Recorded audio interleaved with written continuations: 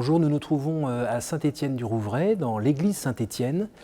Juste derrière nous, il y a l'autel où le père Jacques Hamel a été sauvagement assassiné il y a maintenant 1 an. Nous sommes en présence de monsieur Mohamed Karabila. Bonjour. Bonjour monsieur. Alors vous êtes président de la mosquée de Saint-Étienne-du-Rouvray, qui d'ailleurs se trouve juste à côté de l'autre église qui se trouve sur le territoire de la paroisse. Il y a juste une porte qui vous sépare, c'est ça, entre la mosquée et l'église ? Tout à fait. Donc, je suis le président de la mosquée de Saint-Étienne-du-Rouvray. On est voisins de l'église Sainte-Thérèse depuis 17 ans. Et depuis 17 ans, vraiment, on essaye de tisser des liens de fraternité parce qu'on a beaucoup de choses qui nous réunissent. Déjà l'amour du Dieu, et après le voisinage. Et comme vous l'avez bien dit, la seule chose, quand on a construit le lieu de culte, c'est une passerelle qui appartenait déjà au diocèse de Rouen. À un moment, il s'est posé la question de faire une séparation entre les deux lieux de culte. Donc, tout le long du couloir qui emmène vers la mosquée, il y a un grillage transparent. Et de l'autre côté, il y a un mur qui nous sépare, mais en réalité, dans ce mur-là, il y a une porte qui fait 3 mètres. Et moi, je possède les clés de cette porte-là. Et ce matin, je pensais que vous allez venir à l'église Sainte-Thérèse. Et j'avais ouvert cette porte-là et je vous attendais au fait dans la cour de l'église. Alors, on est dans cette église un peu particulière où vous n'êtes pas venu depuis août dernier. Est-ce que vous pouvez nous dire un petit peu vos impressions, tout simplement ? Pour moi, c'est un très grand honneur d'être dans ce lieu de culte. Mais en même temps, ça me rappelle tellement de choses affreuses, de choses désagréables, de choses qui vraiment me touchent dans mon cœur. Et c'est vraiment pour moi, c'est un moment chargé d'émotions. Et voilà, et donc dans cette église-là, je vois la silhouette de notre ami Jacques Hamel, un grand-père, un homme de 86 ans qui a donné 40 ans de sa vie pour les autres. C'est un homme qu'on aimait tous, hein, les musulmans, les catholiques, les juifs et les athées. C'était notre grand-père, il était connu de tous les Stéphanés. Il a tant donné aux gens, tant apporté aux gens. Il a célébré tant de mariages, tant de baptêmes de cette église-là et ailleurs. Donc pour moi, c'est un moment vraiment d'émotion et de recueillement, quoi. Est-ce que pendant 1 an, il y a eu des moments de colère qui sont remontés ou qui sont montés ? Non, je ne dirais pas la colère. Le contraire, tout le long de cette année, on a plutôt essayé d'épicer la relation qui nous lie à nos frères catholiques. Et on a fait tellement de choses ensemble. On a reçu tellement de monde. On a reçu, par exemple, je vous donne un exemple, dans cette église-là, on a reçu la communauté musulmane du Québec. On a reçu la communauté musulmane catholique d'Angleterre. On a reçu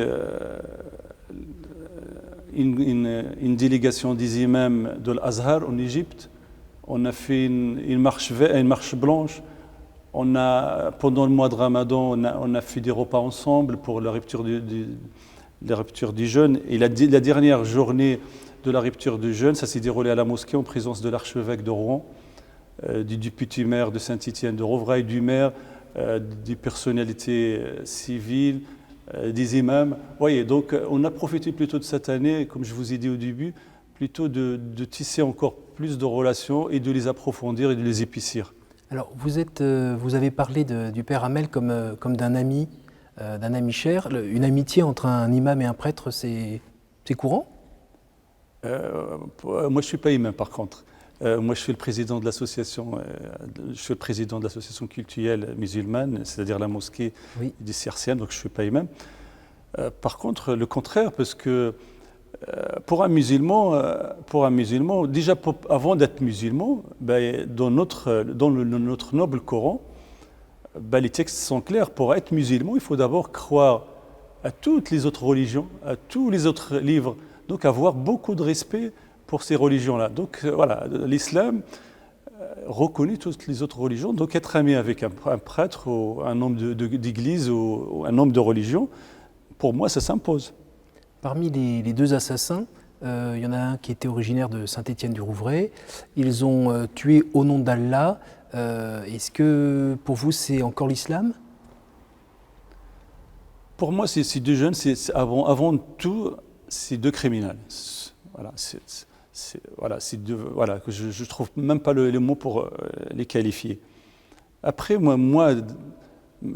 qu'on m'a transmis, la religion qu'on m'a transmise, la tradition qu'on m'a transmise, la tradition islamique, c'est l'amour, c'est la fraternité, c'est plutôt valoriser ce qui est en commun, c'est l'unicité du Dieu, le respect des temples, le respect des églises, le respect des mosquées. Nous, notre tradition, qui est la tradition de 99% des musulmans, c'est plutôt l'amour, la fraternité et tout le reste. Et toutes les religions, c'est des religions d'amour, sans exclusion. Maintenant, c'est vrai que ces dernières années, on a vu beaucoup de gens qui utilisent la religion musulmane pour commettre des actes contre l'humanité, en fait. Parce que c'est vrai qu'ici, celui qui a été visé, c'est plutôt le symbole d'un prêtre, de quelqu'un qui a toujours tissé des liens avec les autres. C'est toujours quelqu'un qui a aimé les autres. Donc il y a un symbole. Mais je dirais que la religion musulmane n'a rien à voir avec ça. Le problème qu'il y a, s'il y a un problème à chercher, c'est plutôt un problème d'ignorance, c'est un problème d'éducation, c'est un problème de transmission de famille, c'est-à-dire que la famille ne transmet pas de valeurs. Voilà, donc c'est un ensemble de choses qui font qu'aujourd'hui, en France et dans le monde et ailleurs, il y a des gens qui passent à l'acte parce que c'est dans leur nature, apparemment. Pour moi, vous avez vu qu'après le prêtre, il y a eu aussi le mort d'un imam. On a assassiné un imam au Québec. Donc vous voyez, le terrorisme, ça n'a rien à voir avec, pour moi, personnellement, ça n'a rien à voir avec les religions. Alors vous avez dit justement, on s'est senti sali, un acte pareil, cela ne ressemble pas à l'islam. Tout à fait, donc c'est ce que j'avais dit et c'est ce que je pense toujours. Et depuis un an, j'essaye de trouver une explication. Et même pour vous dire, je me suis intéressé même à l'histoire, je me suis dit, tiens, je vais regarder sur les 200 dernières années, qu'est-ce qui s'est passé pour l'humanité. J'ai commencé, malheureusement, j'ai vu que l'être humain, il tue l'être humain. J'ai regardé, j'ai dit, tiens, la guerre mondiale, Hitler, il a tué tant de millions. Mussolini, après Staline, après la révolution chinoise, combien de morts, Pol Pot, et ainsi j'ai commencé à dérouler les 200 dernières années. Franchement, l'être humain, pas besoin de religion pour tuer l'être humain. Et tous les moyens sont bons pour arriver à détruire l'humanité, quoi. Alors est-ce que vous pensez que la mosquée peut être un rempart contre cette violence? Moi, j'ai toujours dit que c'est pas seulement la mosquée, mais aussi tous les lieux de culte.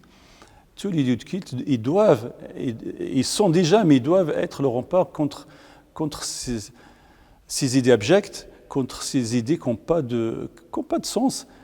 Et aussi, moi je dis aussi qu'on doit tous mener ce combat, c'est-à-dire les journalistes, les hommes politiques. Les hommes politiques en France, ils doivent aussi tracer un avenir radieux pour notre jeunesse. Comment ça se fait que notre jeunesse qui vit en France, qui a toujours vécu en France, qui est née en France dans un pays où il y a les libertés, où on a tout en fait, malgré qu'il y ait quelques problèmes, mais on a tout comparé à d'autres pays. Oui. On a la sécurité sociale, on a les frigos pleins, vous voyez, on a vraiment en France, on est quand même, on a ce qu'il faut. Comment ça se fait que nos jeunes, quand ils choisissent la mort, le suicide, aller s'auto-détruire, plutôt que de vivre ensemble, de construire un avenir. Donc, alors pour vous, c'est la réponse du côté du politique et un petit peu du côté aussi de la religion? Je pense que, comme on a dit tout à l'heure, les religions doivent continuer à jouer leur rôle de rempart contre toute déviation religieuse, mais aussi la société civile doit participer, le chef d'entreprise dans son entreprise, le journaliste dans son journal, l'enseignant dans son école, tout le monde doit jouer ce rôle, mais aussi on a besoin des hommes politiques quand même pour nous éclairer, pour nous tracer un avenir radieux pour notre jeunesse. Alors ça fait des années que les relations entre les chrétiens et les musulmans se développaient ici. Il y avait notamment des religieuses qui s'occupaient d'aider à l'école les enfants et qui continuent encore. Depuis cet événement tragique, est-ce que les relations entre les communautés se sont vraiment améliorées ou est-ce qu'il y a eu des tensions au début de part et d'autre? Est-ce que les regards ont changé? Est-ce que vous avez souffert de jugements? Pour les relations avec la communauté catholique, en fait, cette relation avec les sœurs, cette relation existait même avant la construction de la mosquée. Oui. Donc c'est de très vieilles relations. Et ces sœurs, ils ont toujours aidé la jeunesse de France sans regarder la couleur, sans regarder la religion. Ça, c'est le premier point. Depuis la construction de mosquées, c'est vrai que ce lien, on l'a approfondi. Et il faut savoir qu'ici, dans la région, minimum, il y a une réunion tous les 3 mois à l'archevêque de Rouen, à l'archevêché de Rouen. Avec le comité Avec le comité interconfessionnel. Et on a les jeudis des savoirs qui se passent à la Halle aux Toiles. On a beaucoup de rencontres ici à Rouen. Il faut savoir que Rouen aussi, c'est une ville qui s'appelle la ville sans église, sans clocher en fait. Donc voilà, la spiritualité, elle est assez développée. Donc on a eu beaucoup de relations, on a eu de belles relations avec tous les archevêques qui sont passés à Rouen. Et au niveau justement plus de... Voilà. Après l'attentat, on ne va pas se le cacher, il y a eu 2 ou 3 jours qui sont un peu difficiles. Même moi, à la mosquée, les gens, le premier jour, il y avait très peu de gens qui sont venus faire la prière. Et même les gens qui étaient venus à la mosquée, ils étaient un peu perdus, en fait. Ils ne comprenaient pas cette acte. Voilà, ils étaient un peu perdus. Donc, on a souffert un peu, et en particulier nos femmes, parce que vous savez, nos femmes, ils sont un peu visibles avec leurs foulards dans les bus, dans les métros. Donc, voilà. Donc, vraiment, on a eu quelques jours de difficiles. Mais après, les choses ont commencé à rentrer en ordre suite à la cérémonie qui s'est passée ici à Saint-Étienne, la cérémonie organisée par le maire, en présence des communautés catholiques, musulmanes, juifs et les hommes politiques. Il y a eu l'appel des musulmans aux musulmans pour aller dans les églises, c'est ce qui s'est passé. On a assisté à toutes les cérémonies organisées par la communauté catholique. Tout ça, ça a fait que les choses sont redevenues normales. En un mot, aujourd'hui, comment faire pour ne pas oublier ?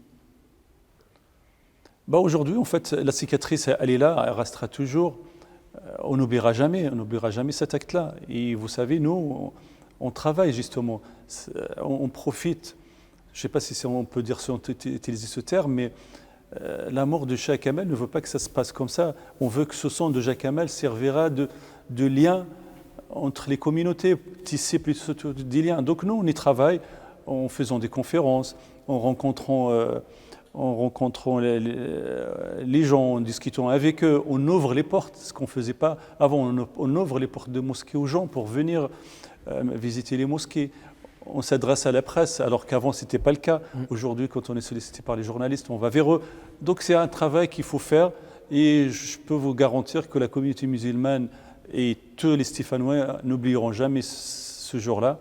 Et on va faire tout pour que, comme je vous ai déjà dit tout à l'heure, que le sang de Jacques Hamel soit plutôt le lion et les lions de ces communautés. Et je vais dire aussi que on va construire des ponts envers la société.